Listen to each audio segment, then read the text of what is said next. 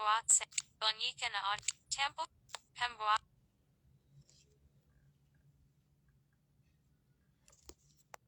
kami akan memberitahu tambahkan komentar kotak edit delur daftar Urjikjun bergo waving hand sign Urjikjun bergobang Halo, assalamualaikum ketik warahmatullahi dua wabarakatuh. kali untuk mengaktifkan. Selamat datang di Observasi 73, obrolan seru bervariasi. Nah, kali ini biasanya kan saya selalu sama narasumber. Tapi karena hari ini adalah menyambut Hari Autis yang akan dilaksanakan yang akan dimulai ya pada tanggal 2 April. Nah, maka di sini saya akan membahas berdasarkan apa yang sudah saya pelajari dan juga apa pengalaman saya pada saat waktu itu masih kecil. Nah, kenapa saya mau bicara tentang autis?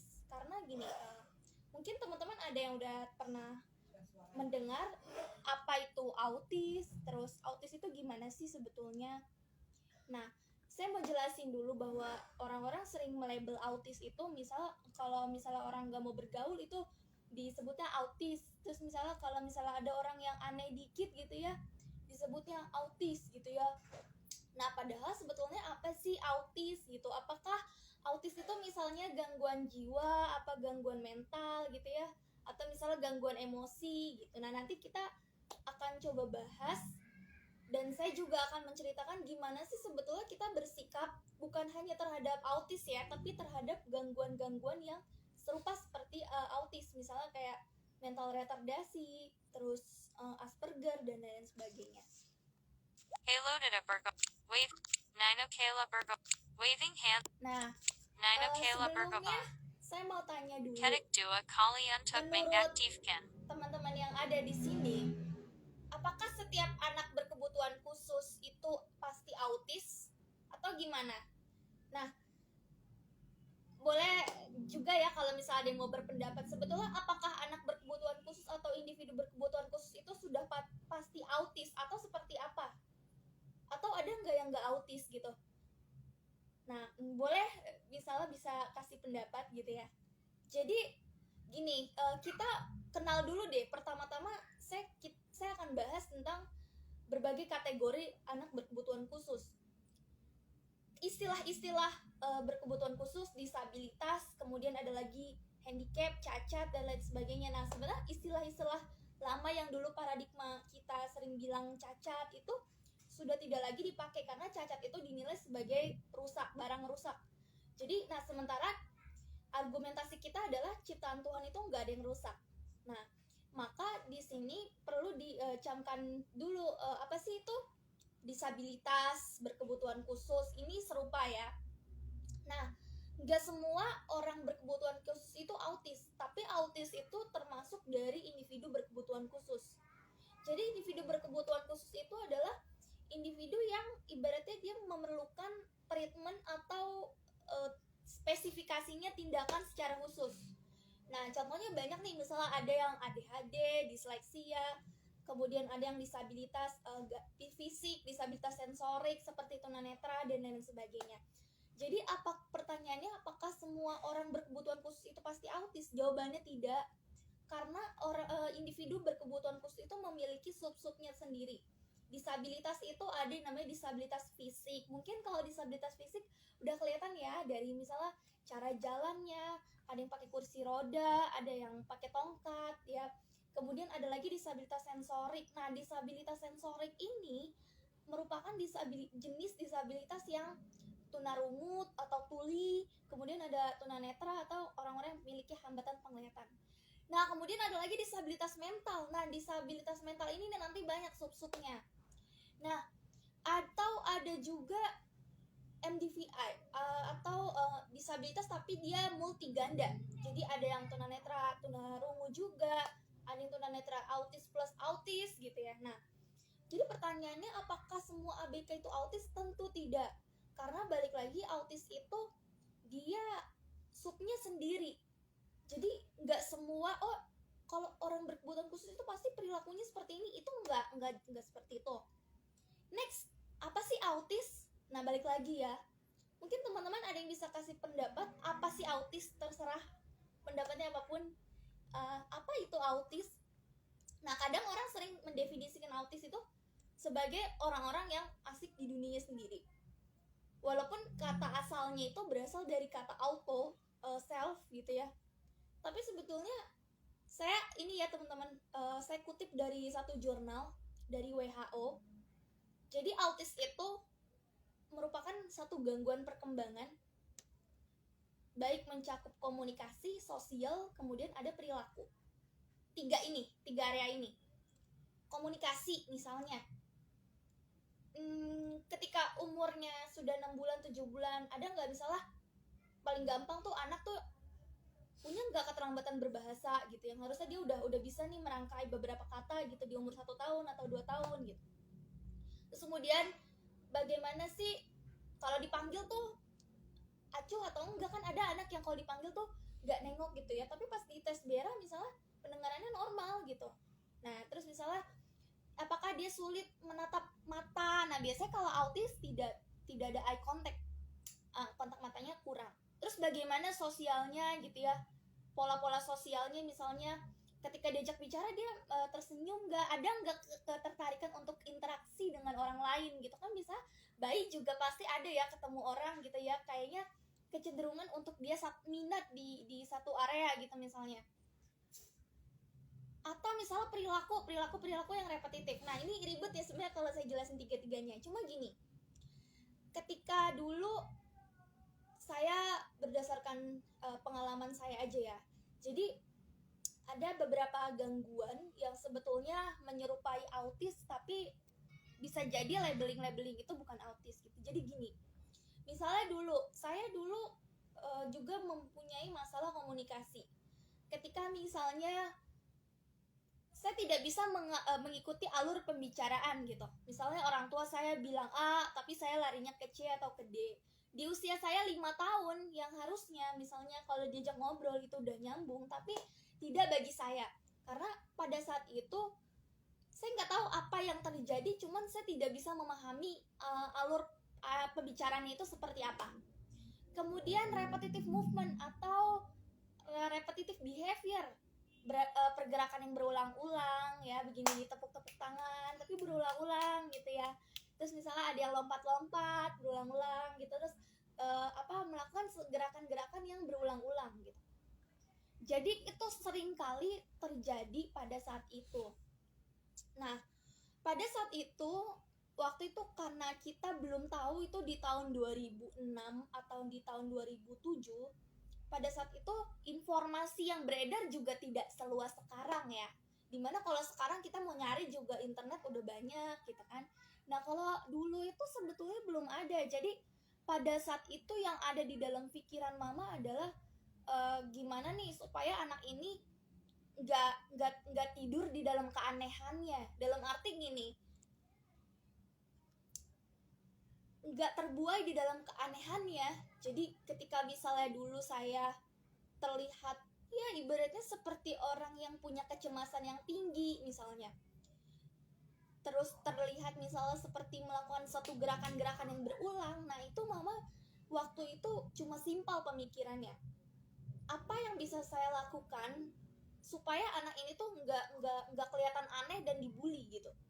Akhirnya perlahan tapi pasti mulai dulu nih dibetulkan kira-kira masalahnya apa. Masalah yang paling krusial itu kan adalah komunikasi, karena suatu saat saya akan berbicara dengan orang lain. Posisinya kalau saya tidak memahami situasi pembicaraan, otomatis saya tidak akan bisa mengikuti alurnya. Nah maka yang mama lakukan pada saat itu adalah membetulkan dulu caranya bicara itu seperti apa. Itu membutuhkan proses yang panjang. Jadi bagaimana saya bisa ikutin alur ini loh, kalau misalnya ada orang ngomong A, kamu harus jawabnya A gitu. Nah pada saat itu kebiasaan nih kadang autis juga sering seperti ini. Misalnya nih dia ngedengerin iklan Coca-Cola pada saat itu, misalnya kejadiannya udah 2 minggu yang lalu dia habis mendengarkan iklan Coca-Cola. Kemudian 2 minggu kemudian nih, kejadiannya udah 2 minggu yang lalu, misalnya dia lagi main Barbie gitu ya, saya sering tuh dulu misalnya lagi main boneka atau main Barbie, tiba-tiba apa yang saya dengar nih di pemikiran saya atau di dalam otak saya ini ke replay lagi. Nah, secara otomatis kita jadi menyebutkan situasi yang tidak sesuai sama konteksnya. Apa hubungannya antara Barbie dengan Coca-Cola coba? Saya lagi main Barbie nih, terus tiba-tiba saya nyebut Coca-Cola, jadi saya niru-niruin gaya-gaya iklan. Dan itu sampai saya umur 10 tahun kurang lebih, itu saya masih sering melakukan itu. Jadi kebiasaan scripting. Scripting yang maksudnya kalau misalnya kita sering mengulang-ulang sesuatu yang ada di iklan TV. Saya dulu seneng tuh sama teks-teks iklan TV gitu ya. Seperti itu, atau mengulang percakapan-percakapan yang kita dengar terus kita ulang-ulang, misalnya Fanta, Fanta, Fanta gitu. Nah, itu kebiasaan-kebiasaan seperti itu yang perlahan-lahan waktu itu menjadi PR terbesar buat mama saya. Nah, cuma permasalahannya orang-orang tuh karena mungkin kita awam ya dulu, jadi nganggap saya pinter ya bisa niru-niruin iklan gitu. Padahal sebetulnya ketika ini dilakukan berulang-ulang dan saya tidak pernah melihat konteks sosialnya di umur saya yang udah 10 tahun loh, ya seharusnya itu tidak menjadi hal yang wajar sebetulnya. Jadi disebutnya udah bukan lagi pintar tapi aneh gitu kan. Kemudian biasanya masalah yang sering menyertai pada orang-orang dengan autistik atau serupa ini masalah sensorik. Nah ini nih yang saya bilang kadang menjadi bahan bully. Jadi misalnya kadang kita tuh suka mencemaskan atau takut pada sesuatu yang tidak rasional. Kalau kita takut misalnya pada kembang api, wajar aja kali ya gitu. Mungkin banyak juga orang-orang yang ngerasa cemas sama kembang api. Tapi bayangkan ketika takut sama suara-suara musik tertentu, padahal sebetulnya musiknya itu nggak serem. Contohnya misalnya dulu saya takut sama lagu misalnya Indonesia Jaya. Nah, jadi hal-hal yang sebenarnya tidak rasional gitu. Indonesia Jaya itu yang mana sih, yang lagu apa? Yang tentang perjuangan gitu kan, pengorbanan gitu. Nah, itu kan sebenarnya secara logika memang tidak sesuatu yang mencemaskan. Tapi di saya kedengerannya itu terus mengiang-iang dan maksudnya menyiksa gitu. Menyiksa. Nah, itu masalah terbesar. Jadi masalah sensorik. Kita punya sensitif terhadap suatu hal, tapi sensitifnya itu terlalu berlebihan. Indra-indra kita itu sensitif tapi terlalu berlebihan gitu. Misalnya indra peraba, saya juga sensitif terhadap tekstur-tekstur tertentu. Kemudian sensitif juga misalnya kalau ada label, kan seringnya kita kalau beli baju tuh suka ada label-labelnya gitu ya yang di belakang gitu kan. Nah, itu biasanya sangat-sangat mengganggu. Makanya saya ketika misalnya disuruh untuk ya ibaratnya memakai baju baru atau apa, itu saya cenderung selektif ketika memilih baju. Jadi tidak sembarang baju saya bisa pakai. Itu dia. Jadi hampir di beberapa indera saya juga mengalami sensitivitas yang sangat-sangat berlebih. Nah itu juga effort buat mama. Effortnya kenapa? Maksudnya itu menjadi satu challenge terbesar karena bayangin ya teman-teman, kita hidup dalam kecemasan setiap hari. Setiap hari saya seringkali mencemaskan hal-hal yang tidak rasional. Misalnya suara hujan, kalau misalnya udah kayaknya nih udah mau mendung gitu ya, nah itu tuh rasanya cemas gitu. Nah, sedangkan kita tidak bisa mengukur. Kadang kan musim antara pergantian musim hujan, musim panas itu kan tidak bisa diprediksi. Kadang ada kalanya ya hujan terus masa saya harus terikat gitu dalam kecemasan. Atau misalnya kita sering mendengar iklan TV. Diam-diam saya juga sama iklan TV walaupun sering menirukan gayanya juga takut. Hal-hal yang kita sering dengar setiap hari, yang kita sering rasakan setiap hari, yang kita sering pegang setiap hari, itu saya cemas. Nah ini menjadi challenge terbesar buat mama saya. Ini hal baru lagi nih, selain ketunanetraan saya gitu kan. Kenapa gitu? Akhirnya di situ challenge untuk gimana sih supaya anak ini lebih adaptif gitu, lebih adaptif di masyarakat. Artinya ketika dia menemukan satu hal yang menurut dia ini mencemaskan dan tidak nyaman, dia tidak merespon. Kenapa? Salah komunikasi atau hambatan-hambatan perkembangan lainnya, karena seringkali mereka ini dicap sebagai orang-orang aneh yang apa ya, bahkan maaf memiliki gangguan jiwa gitu. Padahal sebetulnya kita gimana ya, saya tidak bisa menyalahkan juga orang-orang yang berkata aneh, karena memang iya gitu faktanya. Tapi sebetulnya kondisi mereka ini bisa untuk diminimalisirkan gitu. Walaupun label-label autis, Asperger, apapun lah label-label yang disematkan ke mereka, tapi setidaknya dengan kondisi ini sebetulnya mereka itu tidak selamanya harus terbuai dalam dunia mereka gitu. Walaupun label-label ini ada, saya tahu, saya masih merasakan kecemasan, masih merasakan sesuatu hal yang mengganjal buat saya, yang saya merasa bahwa oh kayaknya aku berbeda ya dengan teman-temanku gitu. Masih sampai sekarang. Tapi setidaknya kita bisa lebih mengatur diri di masyarakat sehingga keanehan kita itu atau kondisi-kondisi kita itu tidak membuat kita jatuh dan terbuai di dalamnya gitu. Paham tidak? Jadi mereka bisa lebih adaptif kok di masyarakat. Anggapan-anggapan yang tadinya aneh, oh kayaknya gangguan jiwa nih, oh kayaknya tidak bisa berkembang. Sebetulnya mereka itu bisa berkembang. Cuman kita yang perlu paham gimana caranya supaya mereka itu bisa berkembang. Walaupun label ini akan terus ada sampai mereka itu dewasa. Autis ya autis, masih tetap autis. Cuman setidaknya bagaimana supaya perilaku mereka itu bisa mendekati setara dengan orang-orang pada umumnya. Walaupun kita tidak bisa memaksa mereka 100% ya. Dina Dindan Tambakan Layat Tibagas Wiyatin Men Layat Ini ada yang Humble meminta bergabung. Kedik Dua Kali untuk Teman-teman kalau yang mengaktifkan. mau minta bergabung silakan di komen dulu ya, biar bisa ya saya bisa lebih mempertimbangkan gitu. Jadi seperti itu ya. Jadi balik lagi Waving bahwa hand sign lambaikan tangan tombol.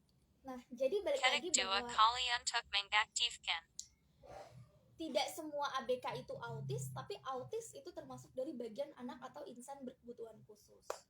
Nah, apa yang udah mama saya lakukan pada saat itu, saya jadikan pembelajaran bahwa satu, sebetulnya acceptance yang paling utama. Ketika misalnya teman-teman menemukan nih, karena apalagi kalau autis yang notabene autis sendiri ya, dia tidak ada penyerta lagi, ibaratnya dia tidak ada gangguan fisik, tidak ada gangguan penglihatan, dalam arti autis sendirilah, berdiri sendiri, itu kadang susah dilihatnya gitu. Makanya acceptance itu atau tahap penerimaan itu adalah satu tahap yang paling penting. Mau siapapun ketika menemukan keluarga, anak, teman, ya atau siapapun. Karena kalau nggak ada penerimaan, akhirnya kita jadi menyalahkan orang ini terus menerus gitu. Kenapa sih kok dia begini? Kenapa sih kok dia begini?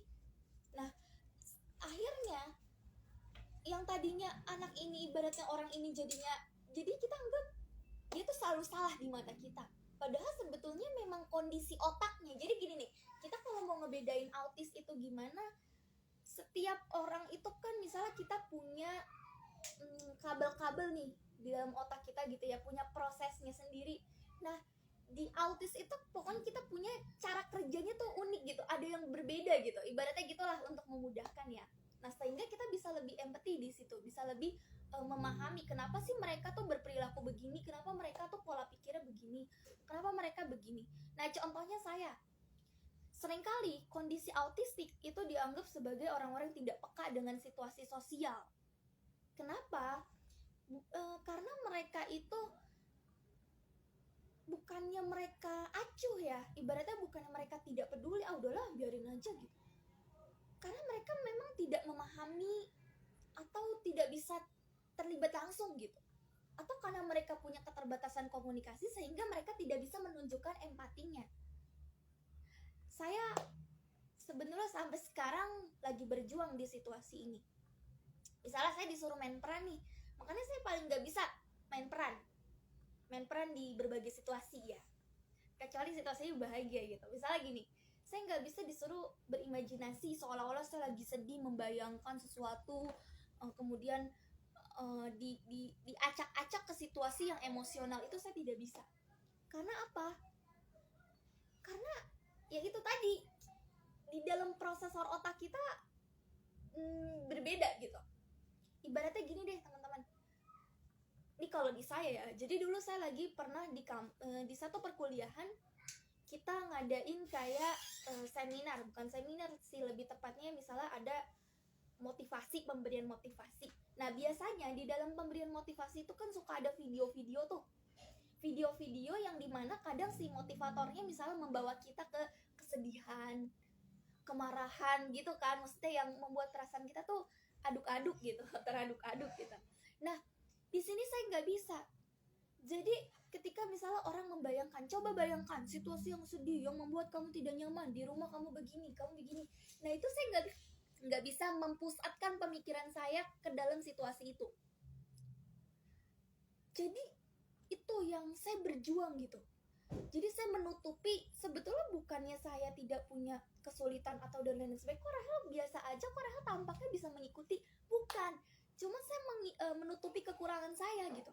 Ketika misalnya orang-orang bersedih atas apa yang telah mereka bayangkan ketika misalnya diminta oleh motivator, saya hanya menutupi untuk bagaimana supaya ekspresi saya ini kelihatannya tidak datar gitu. Karena kan saya datar banget gitu, kayak nggak ada ekspresi gitu. Itu saya cuma menutupi kekurangan saya aja gitu. Padahal sebetulnya saya memang tidak bisa memasuki area apa yang orang lain itu bayangkan. Nah sehingga makanya banyak orang-orang seperti ini disebutnya nggak peka, nggak bisa berempati, karena tadi begitu. Atau misalnya sebagian dari kita sering mengalami namanya delay imaginary. Apa sih delay imaginary gitu? Imajinasi tapi delay.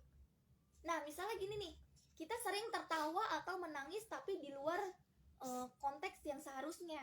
Kayak tadi misalnya saya disuruh membayangkan situasi yang sedih, tapi kejadian 3 jam lalu atau seminggu yang lalu kejadiannya lucu nih, itu yang kuat yang ada di dalam memori otak saya, sehingga yang paling kuat inilah yang akhirnya keluar gitu. Jadi kadang kita suka ketawa sendiri, tiba-tiba nangis sendiri gitu.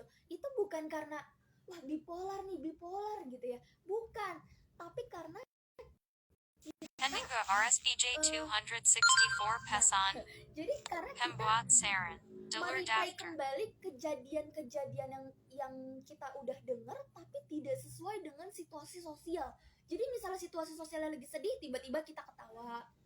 Atau misalnya situasi sosialnya lagi seneng, tiba-tiba kita marah.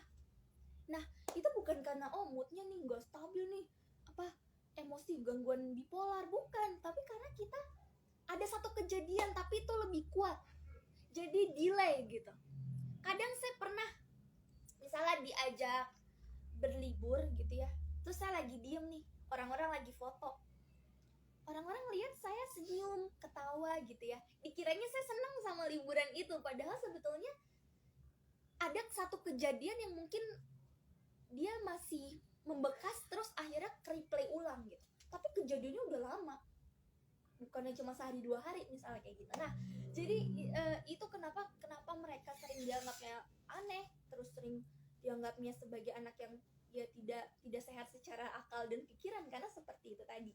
Apalagi misalnya ketika mereka belum dapat penanganan ya, misalnya yang harusnya seusia mereka itu sudah paham secara otomatis, tapi bagi mereka tuh nggak paham apa yang harus dilakukan. Misalnya gini, di usia 12 tahun mungkin kita sudah ngerti bagaimana caranya ketika ada tamu nyuguhin gitu ya, terus kasih makanan, kasih minuman gitu. Tapi bisa jadi kemampuan yang seharusnya orang-orang otomatis itu sudah ngerti, di autis ini dia nggak paham. Apa ya? Jadi ketika misalnya ada tamu, dia seolah-olah seperti tidak peduli gitu. Padahal sebetulnya bukan tidak peduli, karena dia tidak punya konsep itu. Mudahnya tuh seperti itu. Walaupun misalnya usianya kan sudah 17 tahun. Ya itu kan bagi kita ya. Bagi kita mengukur itu dari kacamata usia kalendernya gitu. Jadi terus gimana dong? Makanya di situ benar-benar harus dilatih untuk kita jangan mempedulikan usianya deh, tapi apa yang belum dia bisa itu yang harus dilatih. Walaupun cuma sekedar nyapa orang, kalau ketemu say hi ya gitu, walaupun cuma sekedar nyapa orang. Karena sampai sekarang mama saya PR latih saya untuk seperti itu. Ketika misalnya ada orang nyapa saya kadang buru-buru aja gitu jalan gitu ya, tanpa peduli orang itu apakah masih mau berbicara dengan saya atau tidak. Itu mama saya berulang-ulang melatih untuk kalau ada orangnya, Pak, kamu jangan jalan dulu ya, kamu diem dulu, kamu fokus dulu gitu. Jadi Zaki Ferdiansa, Kem- mungkin bisa pemahaman- kakiha. pemahaman Pesan WhatsApp yang seharusnya ada 5736 pesan dari anak autis 36 atau chat. individu dengan autisme kadang tidak ada. Atau contoh deh pemahaman sederhana misalnya usia 2 tahun. Nah, untuk kita mempertimbangkan nih anak saya tuh bermasalah atau enggak sih secara perkembangan gitu. Apa yang anak kecil lakukan ketika dia suka terhadap sesuatu? Misalnya dia suka sama Yakult yang ada di depan dia. Pesan WhatsApp Pasti 5737 pesan adalah dari dia 36 chat. menunjuk benda yang ada di depan dia gitu kan, untuk mengetahui bahwa aku tertarik sama ini gitu. Dia pasti akan menunjuk. Tapi kebanyakan autis dia tidak bisa menunjuk. Dia sulit untuk mengekspresikan, oh ini loh aku tuh suka ini gitu. Mama aku suka ini, mama ini Yakult ya gitu. Jadi kesannya tuh pasif aja gitu. Kalaupun misalnya dia suka sama Yakult, bisa jadi karena dia juga punya keterbatasan komunikasi, akhirnya dia menarik tangan ibunya untuk nih untuk begitu. Jadi dia bisa diambilin Yakultnya gitu. Nah, bisa juga seperti itu.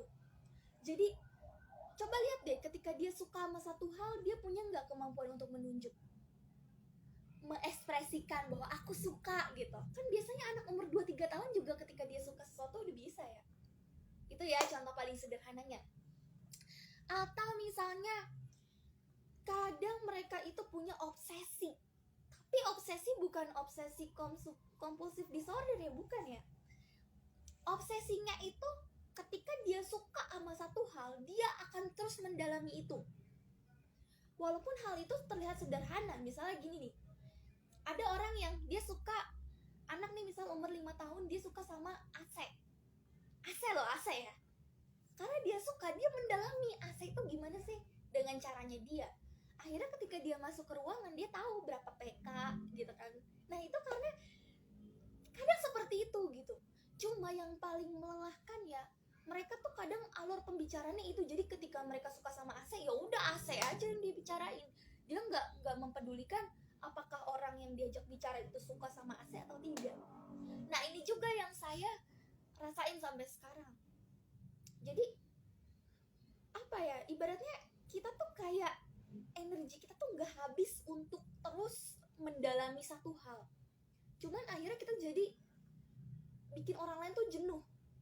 Saya sering, misalnya kalau saya nggak bisa menempatkan diri, bisa aja orang yang berbicara dengan saya jenuh. Karena apa? Misalnya saya suka sama ini, sama satu film gitu ya, pasti itu lagi setiap hari.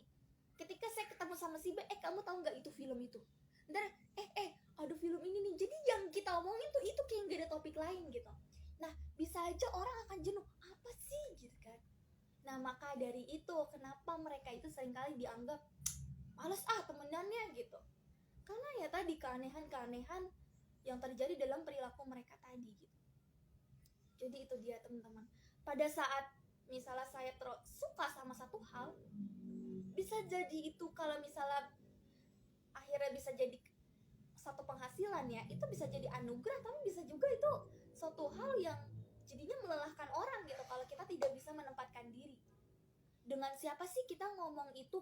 Apakah orang lain suka atau tidak? Orang lain itu paham atau tidak dengan apa yang kita bicarakan gitu. Itu dia kenapa kadang berteman dengan orang-orang seperti itu dianggap melelahkan. Tapi itu teman-teman, itu adalah keunikan mereka. Jadi walaupun mereka itu ibaratnya kita anggap sebagai melelahkan ya, karena tadi perilaku-perilaku mereka, tapi sebetulnya mereka ini bisa kok diajak untuk adaptif di masyarakat. Jadi nggak selalu mereka itu terjun aja ke dalam keanehannya terus gitu sampai dewasa, tidak.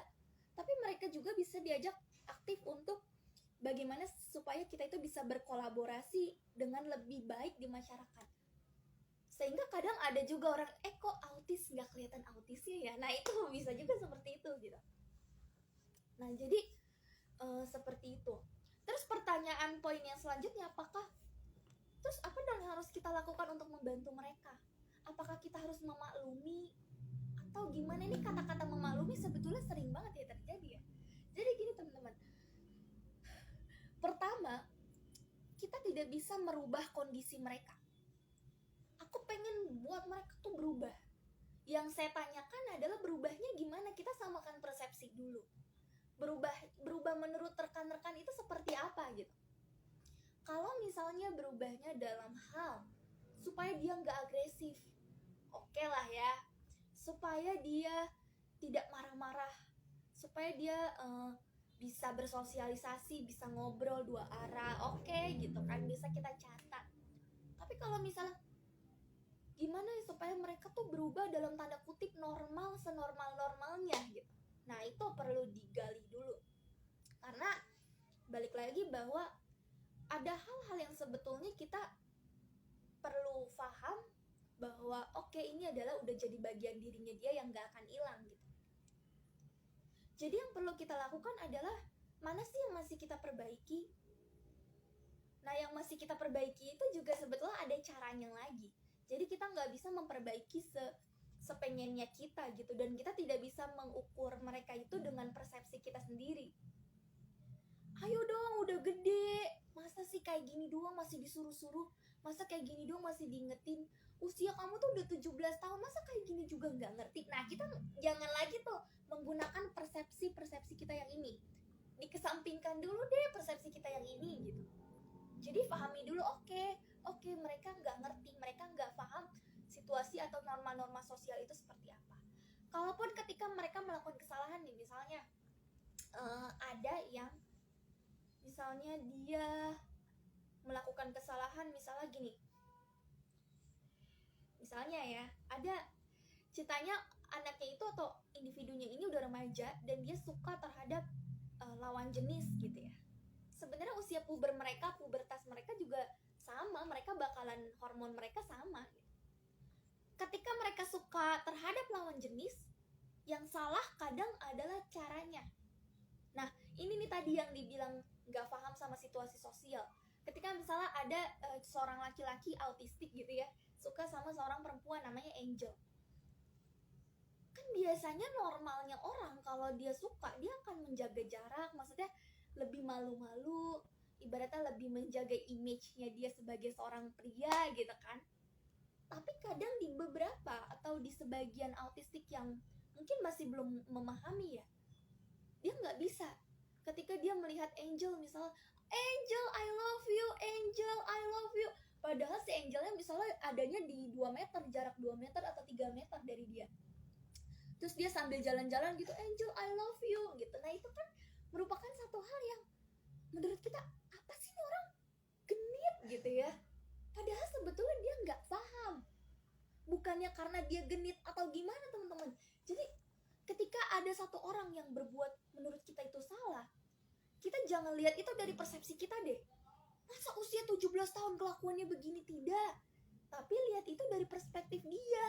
Dia mungkin belum paham gimana sih cara mendekatkan diri kepada wanita atau lawan jenis ketika mereka mengalami pubertas. Nah, kalau misalnya kita udah punya pemikiran gini, enak nih akhirnya kita ngasih tahu mereka tuh enak gitu. Kalau kamu ketemu sama si A, jaraknya 2 meter ya. Terus sapa aja baik-baik gitu. Akhirnya kita enak kasih taunya, nggak pakai marah, nggak pakai ribut gitu ya. Jadi samakan dulu deh persepsinya. Kita tidak bisa melihat mereka itu berdasarkan kacamata kita sendiri. Gitu ya teman-teman ya. Muklasunamad underscore. Selamat menunggu buka puasa dari adik Muklasan dalam daftar. Iya, ini ada yang komen nih, selamat menunggu berbuka puasa dari adik Lison. Iya, selamat berbuka puasa, selamat menjalankan ibadah puasa juga bagi yang menjalankan. Pesan WhatsApp Nah, 5738 pesan dari 36 orang-orang chat. yang dianggap aneh, dianggapnya begini, bisa jadi karena mereka nggak paham sama situasinya. Walaupun usia mereka sudah 20 tahun, tapi kok kayak umur 5 tahun ya gitu. Nah itu fenomena yang sering terjadi. Nah maka tugas lingkungan adalah yang pertama adalah terima dulu. Terima dulu labeling apa sih yang disematkan. Kalau misalnya labelingnya, bukan labeling, ibaratnya diagnosa ya. Diagnosanya autis, oke, mereka autis. Kita harus paham autis tuh gimana sih. Karena autis itu adalah bagian dari gangguan perkembangan. Dan mulainya biasanya di masa kanak-kanak. Jadi nggak bisa tuh orang dewasa terkena autis gitu ya. muncul misalnya dewasa. Ya enggak gitu juga gitu. Jadi bahwa aku ada gangguan perkembangan. Misalnya mereka apapun ya diagnosanya autis, Asperger itu dulunya dia terpisah dari autis tapi sekarang sudah masuk ke dalam payungnya spektrum autis. Autis itu luas, ada yang sangat ringan, ada yang tingkatnya berat gitu. Itu luas, spektrumnya luas. Jadi kita tidak bisa menyamakan autis yang satu dengan autis yang lainnya. Jadi gitu ya, pertama-tama kita terima dulu nih, oke, labelnya seperti ini. Kemudian yang kedua adalah kita coba empati deh. Kalau kita nggak empati, itu akan susah teman-teman. Susah banget untuk menghadapi perilaku mereka yang gitu. Jadi empati dulu deh. Kenapa sih kok mereka melakukan ini? Kenapa kok mereka melakukan ini? Karena bisa jadi cara berpikir mereka dengan cara berpikir kita orang normal yang kebanyakan tuh berbeda. Contohnya misalnya gini. Kita paham mana sahabat, mana teman dekat, mana teman biasa, mana pacar, mana sepupu. Kita paham. Tapi kadang mereka belum bisa mengkategorisasikan itu kalau nggak dilatih atau kalau nggak dikasih tahu.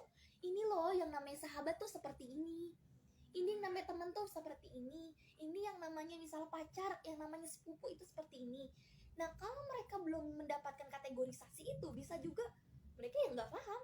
Misalnya umur 15-16 tahun, tapi mereka tidak paham konsepnya. Jadi bisa jadi cara berpikir kita dengan cara berpikir mereka ya berbeda gitu. Ketika misalnya contoh lagi nih, kebanyakan dari mereka tidak bisa berpikir abstrak. Jadi pemikirannya adalah konkret. Coba deh tes udang di balik batu. Nah, bisa jadi pandangan mereka tentang udang di balik batu tuh ada di balik batu ada udang yang enak gitu. Jadi Hassan WhatsApp 5739 Hassan Dari 36 chat. Seharusnya kan pemikiran-pemikiran abstrak tuh kita udah punya gitu ya. Ada udang di balik batu atau misalnya tabur tuai gitu ini dan sebagainya. Nah, jadi ketika kita empati kita akan lebih memahami, oh, bisa juga apa yang mereka pikirkan itu tidak sama. Berarti kita harus tahu dulu nih, gimana sih sebenarnya pemikiran mereka? Apa sih yang ada dalam pemikiran mereka? Dengan kita berempati, maka cara menghadapi kita akan jauh lebih mudah dibandingkan kita cuma melihat itu dari kacamata kita sendiri. Gitu ya. Kayak misalnya saya dulu punya kebiasaan misalnya sampai sekarang ya. Misalnya ketika misalnya ada orang lain sedih atau misalnya ada orang lain yang membicarakan yang sedih-sedih, saya malah ketawa gitu. Secara nggak langsung kadang saya sering melakukan itu, ya beberapa kali lah. Nah, bukan berarti saya tidak peduli dengan perasaan orang lain, tapi karena sebenarnya apa sih, kenapa sih gitu. Jadi kadang kita sulit untuk mendeskripsikan itu, kita sulit untuk memahami situasinya. Maka yang harus dilakukan adalah kita pahami, oh kondisinya tuh seperti ini. Kita beritahu ke si orang ini bahwa ini lagi sedih nih, coba yuk dihibur, coba yuk dibantu temennya gitu. Jadi ketika kita berempati, maka akan jauh lebih mudah. Karena kita nggak melihat mereka itu dari kacamata kita, tapi dari kacamatanya mereka gitu.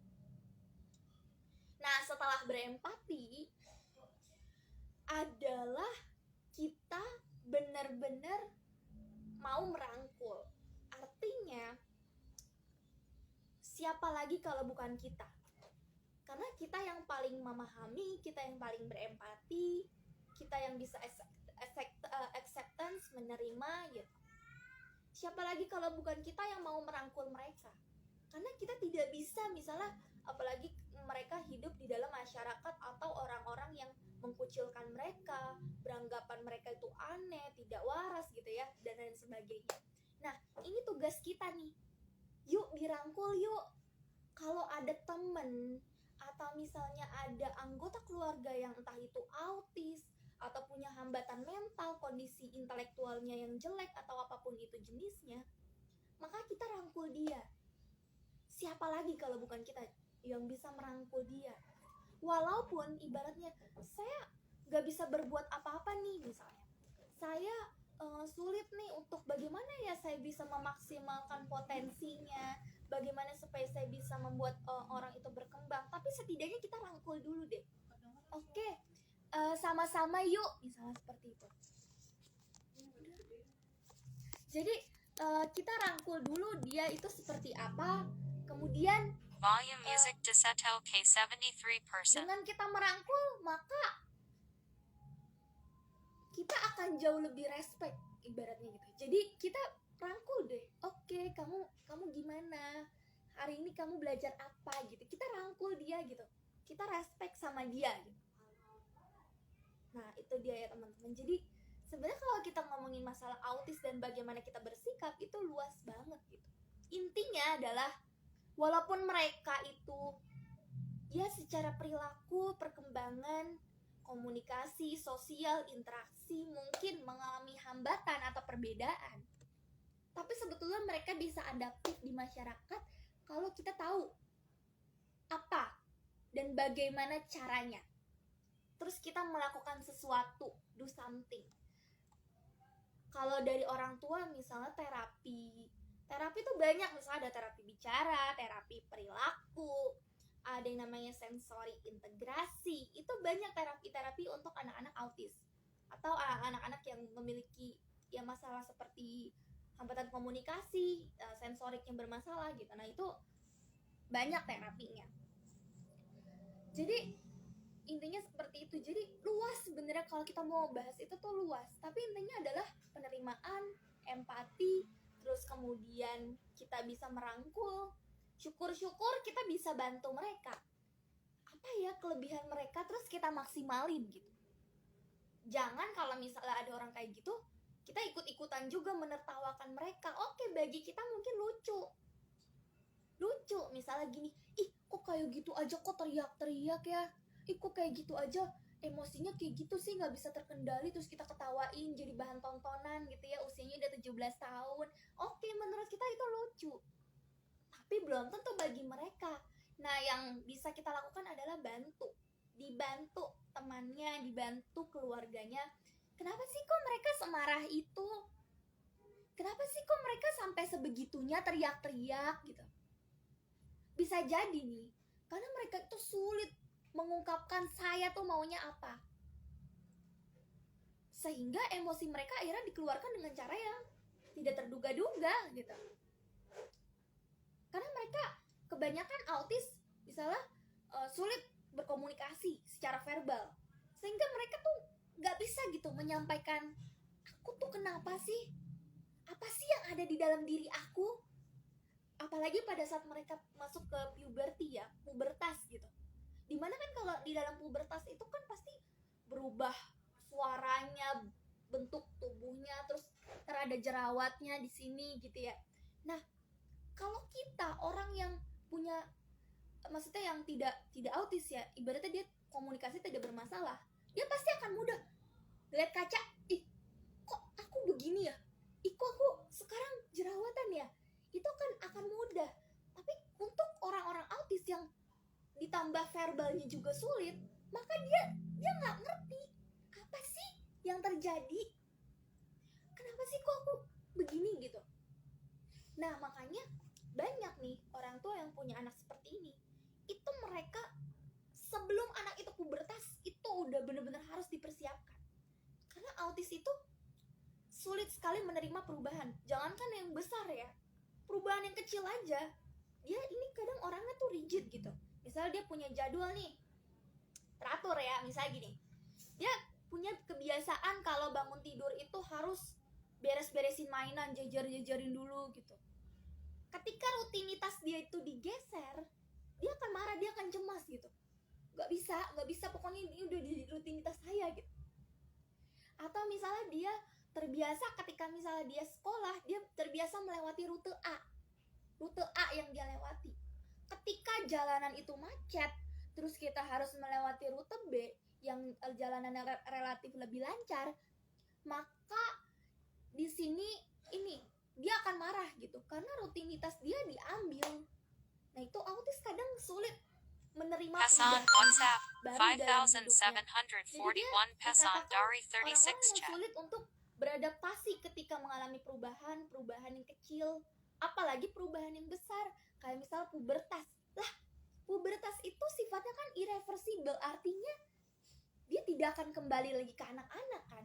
Ketika wanita mengalami menstruasi, apakah bisa akhirnya jadi kembali lagi seperti anak-anak? Terus dia kembali lagi tidak menstruasi? Enggak kan?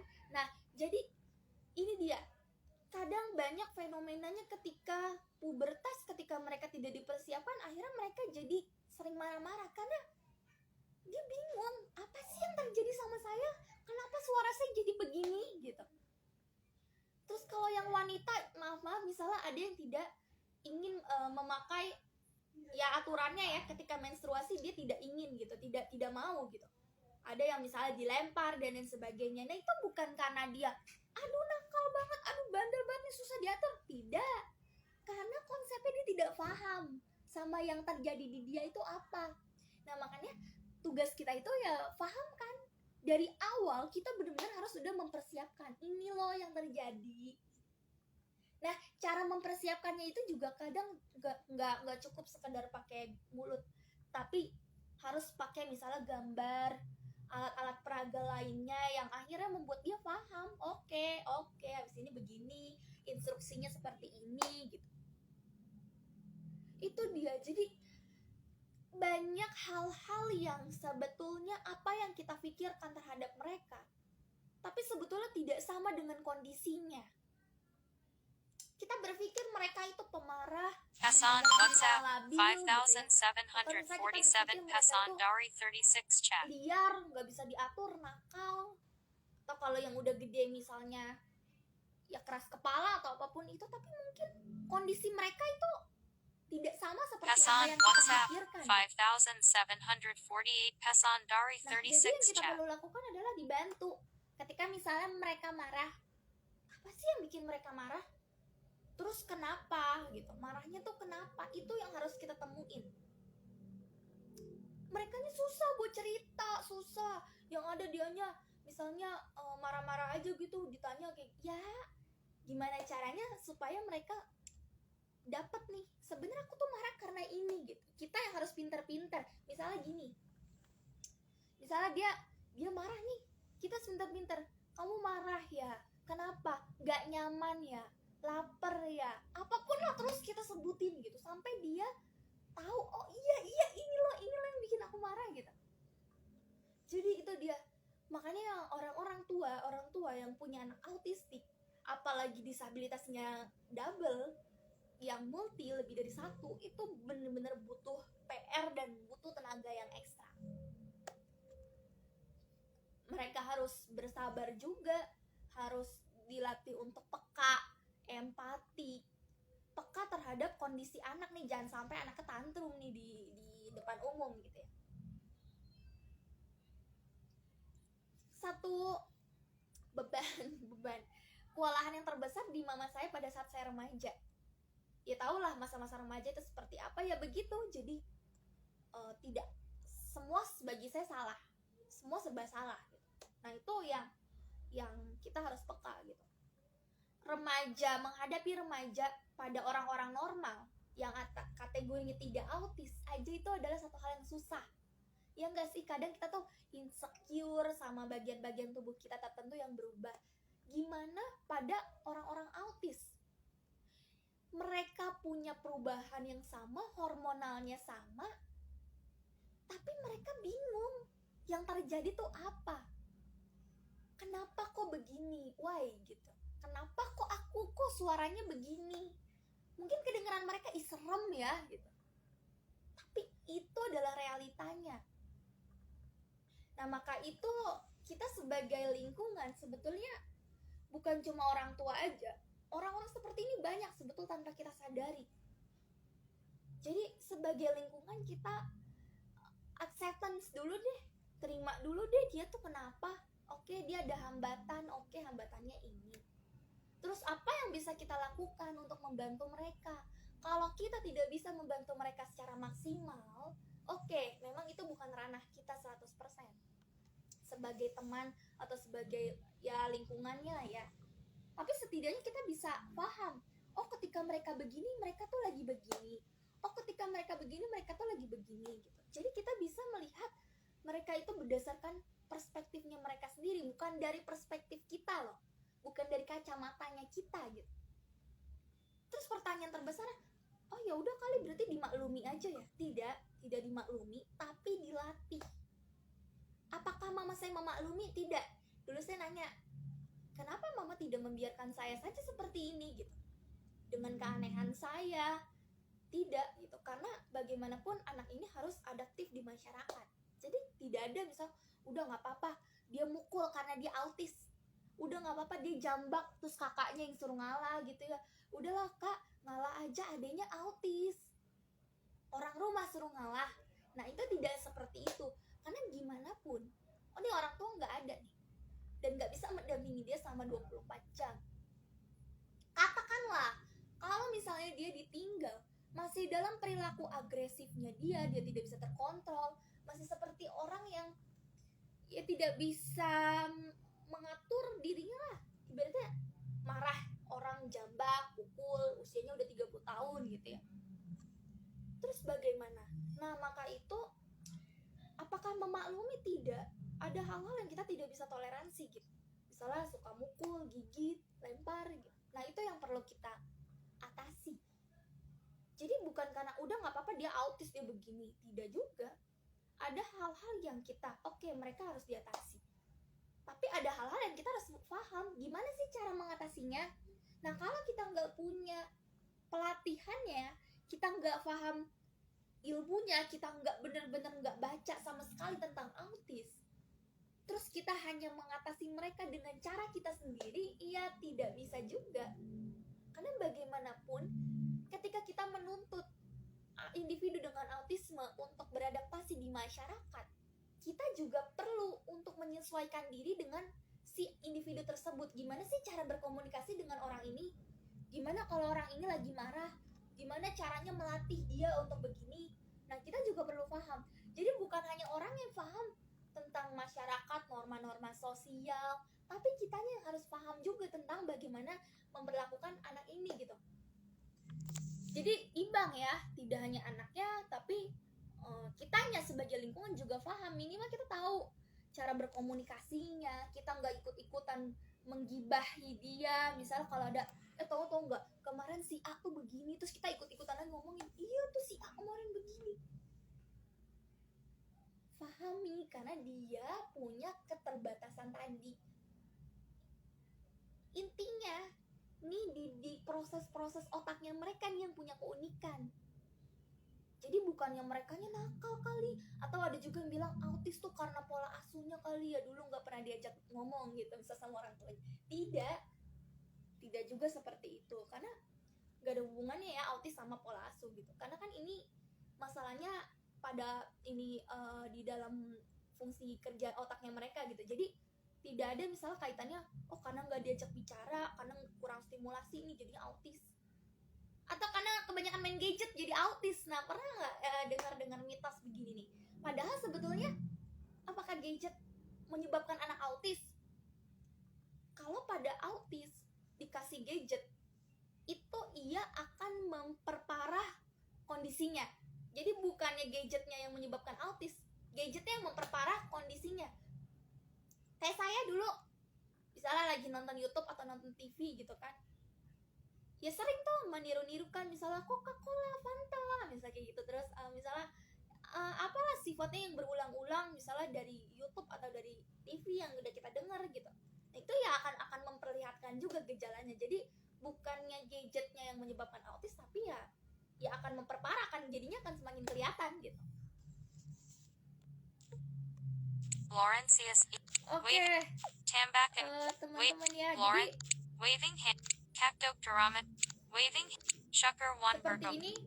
Muklasinamad underscore Salamat Menang Boleh kalau misalnya ada yang mau ditanyakan. Pusing ya bahas tentang autis gitu, karena cakupannya banyak. Jadi seperti itu teman-teman. Sampai sekarang kalau dibilang kok Rahel bisa begini-begini, no, karena saya masih berjuang. Saya bukannya tidak punya masalah ya teman-teman, tapi saya masih berjuang dengan untuk mengatasi permasalahan saya. Tapi saya cuma mengkompensasi supaya orang-orang itu tidak melihat saya aneh gitu. Padahal sebenarnya di dalam diri saya masih punya gejolak-gejolak yang dulu-dulu masih ada gitu. Saya cuma berusaha untuk oke, aku harus kompensasi nih supaya orang-orang tidak melihat aku aneh. Aku tahan dulu deh ketika aku ingin melakukan sesuatu. Kan kalau kita mau diterima di masyarakat kita nggak boleh begitu. Jadi saya hanya mengkompensasi kekurangan saya aja gitu. Bukan berarti sekarang kok Rahel bisa mulus-mulus aja, tidak. Hasan WhatsApp punya 5750 Hasan ini, Dari 36 chat. punya skill. Hasan skill. WhatsApp Saya punya 5751 Hasan bagaimana Dari sih cara 36 chat. mengatasinya, bagaimana cara saya menanggulanginya, memanagenya gitu. Pernah di satu situasi baru berapa minggu yang lalu tuh, saya dipercaya buat jadi moderator di acara kampus. Nah, di moderator itu kan kita harus stay ya di panggung untuk beberapa pemateri pada saat itu. Nah, ada satu sesi motivasi yang menampilkan video. Videonya bagus deh teman-teman, tentang ada satu motivator yang membicarakan tentang kesuksesan, keberhasilan.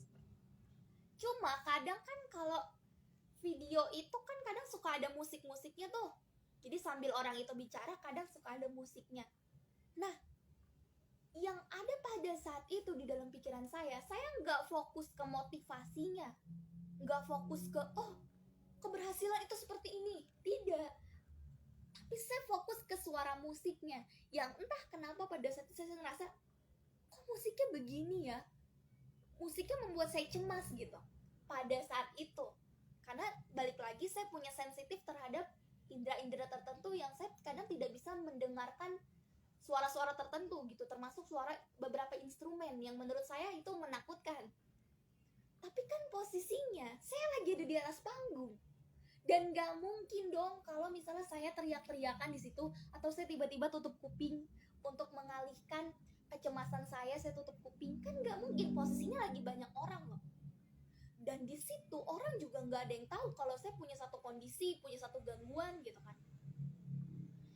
Akhirnya saya cuma mikir saya harus bisa meregulasi ini nih, karena posisi saya di atas panggung. Dan teman-teman saya pun santai mendengar musik itu, santai, malah dia terhanyut sama motivasi yang diberikan. Sedangkan saya nggak menangkap isi pesan motivasi itu, tapi yang saya dengarkan hanyalah instrumennya gitu. Posisinya adalah saya lagi di atas panggung kan, dan nggak mungkin posisinya saya tutup telinga atau misalnya saya lari gitu, kan nggak mungkin ya. Mau menghindar kembali, karena musiknya yang namanya kita pakai mic atau pakai infocus dan lain sebagainya itu akan tetap terdengar gitu, mau kita lari kemanapun. Pada akhirnya saya cuma mikir saya harus bisa meregulasi segala kecemasan itu, yang sebetulnya saya pengennya tuh lari gitu dari situasi itu. Tapi karena saya sudah diamanahi untuk dapat tugas moderator itu, sehingga saya tetap bertahan sampai acara itu selesai. Nah itu dia, tapi bukan berarti saya udah bisa nih, berarti enggak. Sebenarnya kecemasan atau kondisi-kondisi yang tadi saya sebutkan itu masih ada di diri saya sampai sekarang. Cuman saya dilatih bagaimana sih menghadapi situasi itu di tengah keramaian, di tengah banyaknya orang, di tengah kerumunan orang. Apa misalnya tarik nafas pelan-pelan gitu, keluarin, atau misalnya berusaha untuk ya bagaimanapun lah supaya rasa-rasa kecemasan itu tidak terlihat agresif gitu. Itu dia. Jadi seperti itu. Sampai sekarang saya masih berjuang, dan saya yakin mama saya pasti lebih berjuang lagi. Karena apa? Di usia saya yang sudah menginjak ke 20 tahun, yang mana saya sudah berkuliah sekarang, tetap itu menjadi PR buat mama saya, karena mama saya banyak hal-hal yang saya sebetulnya nggak ngerti gitu, nggak paham, yang harusnya di usia saya 20 tahun itu saya sudah paham, tapi banyak hal-hal yang sebenarnya saya nggak paham. Kayak tadi misalnya kalau ada orang lagi ngobrol, kamu harus begini, itu pun saya masih diberitahu. Jadi bukannya berarti ya sombong banget misalnya kayak gini, enggak, karena kita nggak paham apa sih yang harus kita lakukan di tengah situasi itu. Seperti itu ya teman-teman. Jadi Intinya sih sebetulnya kesabaran dan konsisten. Jangan Senin Kamis. Misalnya kita pengen latih dia tuh buat menyapa orang gitu. Nah itu jangan Senin Kamis. Ibaratnya jangan Seninnya enggak, udah cuma diingetin sekali 2 kali udah. Selanjutnya ntar dia bisa sendiri, tidak seperti itu. Jadi bener-bener dilatihnya tuh bener-bener konsisten dan berulang-ulang. Gimana sih ngajarin dia supaya nyapa? Itu bener-bener harus dilatih. Bukan cuma dinasihati tapi dilatih sampai dia benar-benar bisa nyapa orang tuh seperti ini. Kalau ada orang nanya dia harus seperti ini, tatapannya harus begini, harus fokus. Itu butuh waktu yang lama seperti itu. Pembuat saran. Tambakan. Waving hand. Laurentius. Waving. Kakdok duramat Jadi seperti itu bergabung. ya. Oke. Kedik dua kali untuk Bahasan mengaktifkan. yang terakhir adalah kenapa misalnya kok ada autistik yang tidak bisa berkembang. Kadang kan kita melihatnya yang jelek-jeleknya gitu ya. Nah seperti yang saya bilang bahwa masalah autis itu spektrumnya luas. Ada yang ringan dalam arti golongan-golongan Asperger yang masalahnya tuh sedikit gitu ya. Misalnya ringan banget gitu ya. Ada yang sedang, di atasnya sedikit, ada yang berat. Yang berat tuh bener-bener butuh dukungan yang maksimal gitu, atau bantuan yang maksimal gitu. Nah, jadi autis itu spektrumnya luas. Jadi kita tidak bisa menyamakan satu autis dengan satu autis yang lainnya. Karena autis itu berbeda. Dan balik lagi bahwa autis itu adalah partnya dari gangguan perkembangan. Kalau dilihat dari WHO, itu gangguan perkembangan. Atau ada lagi nanti di DSM yang untuk mental, gangguan mental yang mental disorder kan ada DSM 4, DSM 5. Nah itu ada tuh kriteria autis, bisa cari aja sih ya. Jadi seperti itu. Jadi spektrumnya itu luas. Ada yang begini, ada yang kelihatannya berat, nggak ngomong ya, dia di umurnya 20 tahun tapi masih belum bisa ngomong, ada seperti itu. Ada yang ya di ambang-ambangnya autis gitu, berarti dia kelihatannya sangat-sangat ringan gitu, ada yang seperti itu. Jadi tidak bisa kita samakan antara individu yang satu dengan individu yang lainnya seperti itu. Dan kita juga tidak bisa memukul rata. Kayak tadi saya bilang, oh berarti kalau tunanetra pasti autis nih. Enggak, karena autis itu bisa jadi dia berdiri sendiri. Yang autis ya autis, dia nggak ada gangguan fisik, nggak ada gangguan penglihatan, bisa jadi dia berdiri sendiri, jadi murni autis pure gitu. Tapi ada juga disabilitas yang ganda, yang tadi tunanetra autis misalnya gangguan fisik juga. Jadi ada disabilitas yang ganda, dan tidak semua tunanetra itu autis. Ada kok tunanetra yang tunanetra aja sendiri gitu. Jadi seperti itu. Jadi kita tidak bisa, paradigma kita tidak bisa mengatakan bahwa oh kalau begini ntar autis, kalau begini autis, tidak. Karena untuk mendiagnosa seseorang kena autis itu susah. Jangan sampai kita begini nih, lihat orang nggak fokus, autis nih. Lihat orang nggak bersosialisasi, autis nih. Lihat orang misalnya aneh sedikit, marah-marah, autis. Dikit-dikit autis, dikit-sedikit autis. Itu jangan sampai teman-teman seperti itu. Karena mendiagnosa autis tuh misalnya gini nih, kita harus lihat dulu dari 3 area, tapi kita bukan mendiagnosa ya, kemungkinan gini. Misal tadi komunikasinya, dia bicara apa enggak nih, misal umur 6 bulan, terus bagaimana cara dia ngobrol, dia paham nggak instruksi sederhana, misalnya duduk, berdiri, makan, ambil gitu. Atau misalnya bagaimana dia ada eye contact nggak. Nah kalau autis kadang-kadang matanya tidak bisa menatap lawan bicaranya gitu, tidak ada eye contactnya gitu. Terus kemudian masalah interaksi sosial, ada nggak dia ketertarikan. Misalnya kan kalau rata-rata nih, kalau anak kecil pada umumnya ketika dia dikasih mainan, dia langsung ada satu minat yang gitu ya, tertarik gitu. Oh oke, ini aku suka, aku yang ini gitu. Tapi biasanya anak autis tuh pasif gitu, kayak kok nih anak kok anteng aja ya, dikasih ini kok kayak nggak ada apa ya, ketertarikan gitu lah. Saya dulu seperti itu.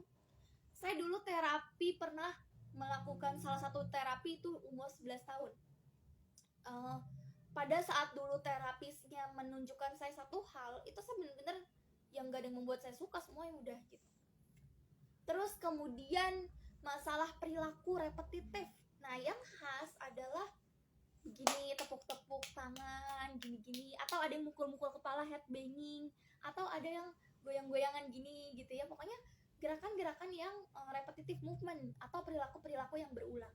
Atau dia punya rutinitas yang kalau diganti itu dia marah. Kayak tadi misalnya kalau bangun tidur dia punya kebiasaan misalnya mainannya dirapi-rapin dulu sama dia, dijejer-jejerin gitu ya. Terus ketika misalnya kita geser atau kita ambil mainannya, dia marah karena itu sudah menjadi rutinitas dia. Nah, itu yang paling khas dari orang-orang dengan atau anak-anak dengan autistik. Tapi kita tidak bisa langsung, oh autis kali ya. Enggak, karena itu perlu observasi yang dalam. Kadang ada yang sepertinya autis tapi bukan autis. Ada yang kayaknya kok kelihatannya nggak autis tapi ternyata autis gitu. Jadi itu butuh observasi yang mendalam seperti itu. Tapi yang paling penting tadi acceptance, empati. Terus kemudian kalau kita bisa melakukan sesuatu, lakukan, do something, apapun. Kalau orang tua terapi, terapi penting buat anak dengan autistik. Terapi perilaku kah, atau ada yang namanya ABA, kemudian ada lagi terapi sensori integrasi, terapi wicara, okupasi, misalnya kayak gitu. Jadi penting terapi. Kalau orang tua ya, misalnya melakukan terapi, kemudian kenali minat bakat anaknya tuh apa gitu. Kemudian ya lakukan sesuatu lah supaya anak ini berkembang. Minimal walaupun dia autis, Asperger, atau ada lagi misalnya PDD-NOS gitu ya kalau dulu tuh ya ribet lah ini ya. Walaupun dia berada di spektrum autis, tapi seenggaknya dia bisa berkembang. Dan ketika orang tuanya misalnya dipanggil Tuhan, kita udah benar-benar tenang banget nih karena posisinya anak kita udah berkembang, udah produktif gitu lah di masyarakat, bisa diatur, gak marah-marah gitu ya, gak tantrum. Wah, udah enak tuh. Ibaratnya syukur-syukur dia bisa menghasilkan buat dirinya sendiri minimal gitu. Jadi seperti itu. Itu kalau orang tua. Kemudian kalau teman, kita punya teman begini modelnya gitu ya. Apa sih yang perlu dilakukan? Kalau kita nggak bisa do something, artinya kita tidak bisa memaksimalkan potensinya karena kita bukan orang tuanya, bukan guru, bukan dan lain sebagainya. Maka yang tadi, rangkul dan lihatlah mereka berdasarkan kacamata mereka, bukan dari kacamata kita. Ketika mereka melakukan sesuatu yang kita anggap kok begini sih, kok umurnya 17 tahun kok masih kayak umur 10 tahun gak ngerti, kok begini. Nah, yang kita anggap ya seperti itu, kok begini ya, itu lihat dari perspektifnya mereka. Oh, mungkin mereka karena mereka punya pemikiran yang berbeda dengan kita. Oh, mungkin karena mereka seperti ini. Oh, mungkin karena mereka seperti ini. Ada saya contoh. Saya pernah nemuin orang gini. Ini ada kenalan saya nih. Kategorinya dia punya hambatan intelijensi, punya hambatan kognitif gitu ya. Nah, ceritanya dia mengira misalnya temennya dia itu ngirim satu tugas atau satu file gitu. Yang sebenarnya file itu dokumen-dokumen yang berisikan misal tentang panitia atau tentang apa gitu. Cuman mungkin bagi dia itu tugas kampus. Dia nggak paham isi filenya itu apa, terus dokumennya itu ditujukan untuk siapa. Jadi mungkin bagi dia itu, oh itu tugas kampus, sehingga digantilah jadi punya orang tersebut gitu. Jadi bukan berarti dia kok diganti kok begini, tidak, karena bisa jadi yang ada dalam pikirannya dia nih tugas kali ya gitu. Dia tanpa memahami dulu sebetulnya itu apa. Jadi itu dia yang perlu kita lakukan adalah empati.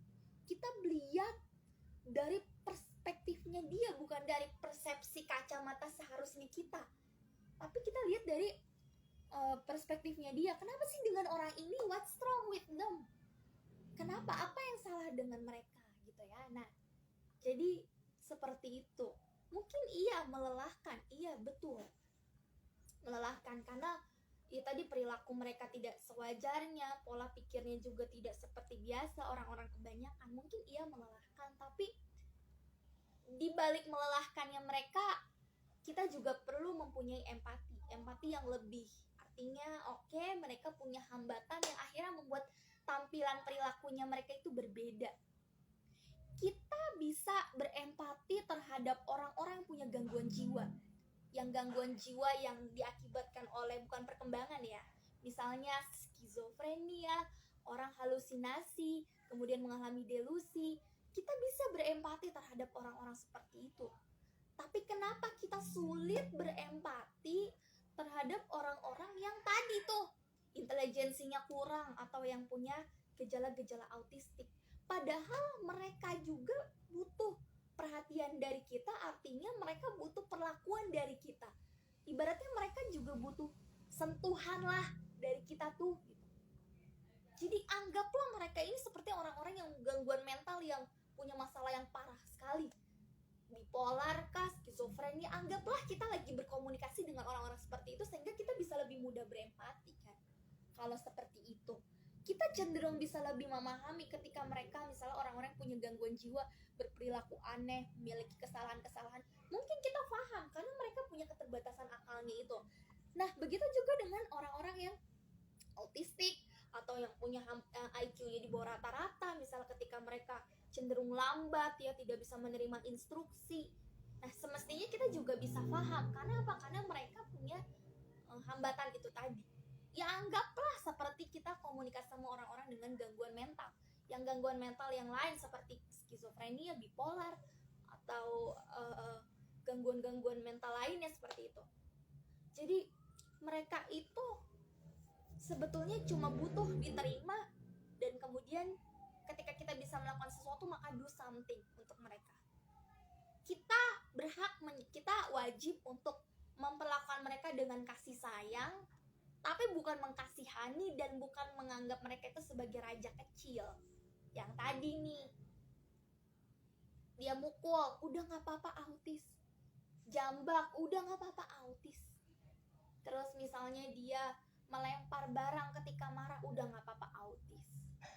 Kata-kata udah gak apa-apa autis. Akhirnya saudara-saudaranya yang suruh ngalah, teman-temannya yang lain yang suruh mengalah.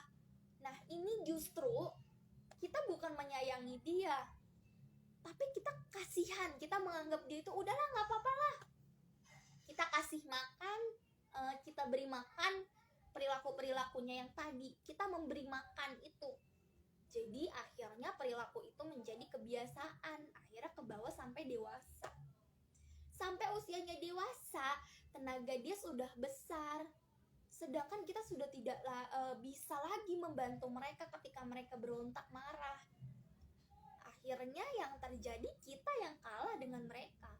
Karena posisinya ketika mereka memukul dengan tenaga yang besar, sedangkan kita sudah tidak bisa menahan, ya itu yang terjadi. Jadi bukannya menyayangi, iya menyayangi, kita harus menyayangi, tapi bukan berarti kita memaklumi, mengkasihani, lalu memperlakukan mereka sebagai raja kecil yang tidak pernah berbuat kesalahan. Tidak seperti itu juga. Mereka bisa dididik, bisa dilatih, bisa diajarkan, bisa. Tapi pertanyaannya kita yang Daya paham. beta rai 15% isi daya ponsel at au kedik desini untuk mengaktifkan mo himit daya. Cara mendidik mereka. Seperti itu teman-teman. Saya selalu ucapkan selamat Hari Autisme Sedunia. Mudah-mudahan ini bisa menjadi salah satu yang jujur saya sangat-sangat apresiasi. Saya benar-benar concern di dunia pendidikan autis. Walaupun background saya bimbingan dan konseling, tapi saya rasa pembahasan seperti autis dan lain sebagainya kita perlu untuk mempelajari, karena mereka itu ada di sekitar kita. Dan kita perlu tahu apa sih yang harus dilakukan, apa sih langkahnya. Dan ketika kita paham, kita tentu akan lebih mudah untuk men-treat dan mengajarkan mereka ketika mereka masuk ke sekolah inklusi atau sekolah umum. Buat guru BK, ketika ada anak-anak seperti ini, ketika dia dinyatakan mampu secara intelijensi dan dia bisa masuk ke sekolah umum. Nah, ini guru BK atau para guru atau para pendidik perlu paham bagaimana men-treat anak dengan autistik atau anak-anak dengan hambatan lainnya. Seperti itu. Mohon maaf teman-teman, saya tidak bisa menyapa satu persatu. Kita akhiri karena sebentar lagi kita sudah menunggu waktu berbuka puasa. Saya tutup. Wassalamualaikum warahmatullahi wabarakatuh. Selamat menjalankan ibadah puasa bagi yang menjalankan. Hem share late to Muklas Hembuat sharing Oke teman-teman, late to tap saya tumble pamit. Wassalamualaikum warahmatullahi Kedek dua wabarakatuh. on the